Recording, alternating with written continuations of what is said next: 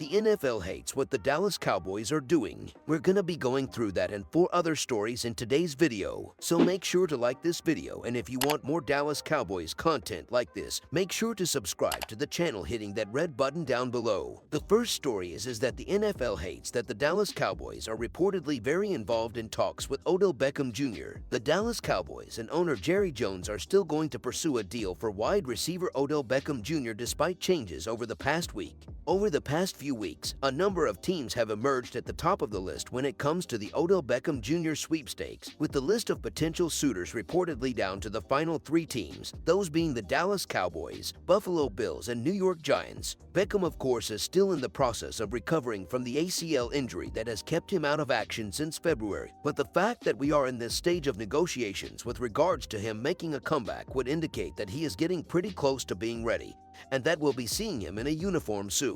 Well, according to the man himself, that is far from the case, as he claimed during a recent interview on LeBron James' The Shop that he wasn't going to be playing for anyone if they expected him to play during the regular season. That is just the health side of it. There is also the financial aspect. And according to broadcaster and noted Cowboys fan Skip Bayless, Beckham wants to make sure that he is looked after in 2023 before coming back for the remainder of 2022, perhaps as a way to make sure he is financially secure if his ACL problems were to spark up again. According to NFL reporter Ian Rappaport, though, that isn't likely going to be a problem for the Cowboys, as despite a lot of issues surrounding the 30-year-old, they are still going to be looking to bring him on board, with Cowboys owner Jerry Jones the main driving force behind wanting him to come to Dallas. Rappaport discussed what the situation was and noted that even after the team signed a veteran wide receiver in T.Y. Hilton, they were still looking at bringing him on board, and that Jones was pretty much orchestrating the whole thing. Jones does seem to be very persistent when it comes to signing Beckham Jr., and given how the Cowboys just blew a game to the Jaguars, a game that Beckham Jr. could have made a difference in, you imagine that his desire to get a deal done is only getting bigger. Let's just see if he'll be able to navigate through all the issues in order to make both sides happy. The second story is Dallas Cowboys clinch playoff berth despite overtime loss to Jaguars. Despite a crushing 40-34 overtime loss to the Jacksonville Jaguars on Sunday, the Dallas Cowboys have clinched a playoff berth, thanks to Washington's 20-12 loss to the New York Giants, as well as Seattle's 21-13 loss to San Francisco on Thursday. Dallas has officially secured a spot in the playoffs. The Cowboys could have clinched a spot with a win Sunday had they not squandered a 27-10 lead to Jacksonville. This marks the first time in 15 years that Dallas has made the playoffs in back-to-back seasons. It's the first time the same coach has taken the Cowboys to the postseason in back-to-back years since Chan Gailey in the late 1990s. Dallas appears destined to open the playoffs on the road against Tom Brady and the Tampa Bay Buccaneers as the NFC's 5th seed. In 2021, Dallas finished as the NFC East champion and the 3rd seed, only to lose to the San Francisco 49ers in a wild card game at AT&T Stadium. The Cowboys still have a slight chance of clinching the NFC East division title. However, the odds aren't in their favor. Philadelphia can lock up the division title with a win in any of its 3 remaining games, even if the Cowboys beat the Eagles on Christmas Eve. The third story is how the Dallas Cowboys can win Super Bowl. The Dallas Cowboys got off to a rocky start. After playing poorly and watching Dak Prescott go down with injury, many thought that America's team wouldn't even reach the playoffs. But Cooper Rush delivered about as well as any backup could have, and now the Cowboys are sitting second in their division behind the 12-1 Philadelphia Eagles, with a prime view of the postseason.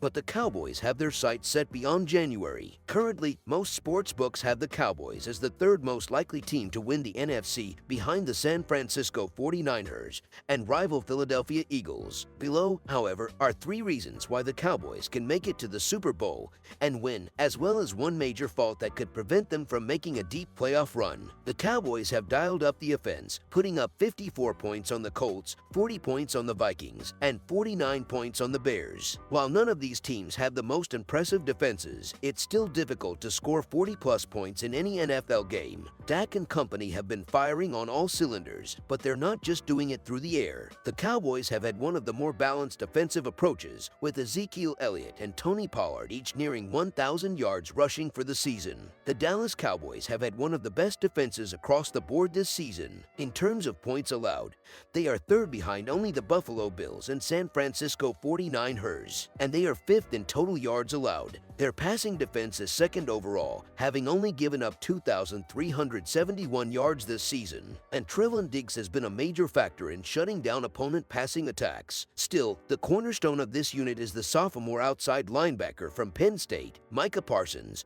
who has quickly become one of the most dominant defensive stars in the NFL. After his first season, which resulted in the Defensive Rookie of the Year award, Parsons is following it up with another worthy performance. He has 12 sacks, one behind last year's total, and 57 combined tackles. Parsons will be a defensive anchor for the Cowboys in years to come, but right now he is the most important piece of the defense and key reason why this team could make a Super Bowl run. One of the major reasons the Cowboys were able to put together a string of wins early in the season without Dak was because Parsons and the defense stepped up to fill the gap. The final reason that the Dallas Cowboys can make a deep postseason run is the lack of competition in the NFC this season. This could make it all the more likely that the Cowboys find themselves in the hunt for the Super Bowl. As of now, most Vegas oddsmakers have the Cowboys as the third most likely team to win the NFC. Their NFC East division rival Philadelphia Eagles have proven to be the most complete team in the NFC, but the Cowboys played the Eagles closely when they squared off in October. The Cowboys face the Eagles on Christmas Eve in Dallas, which could be the most important game of the regular season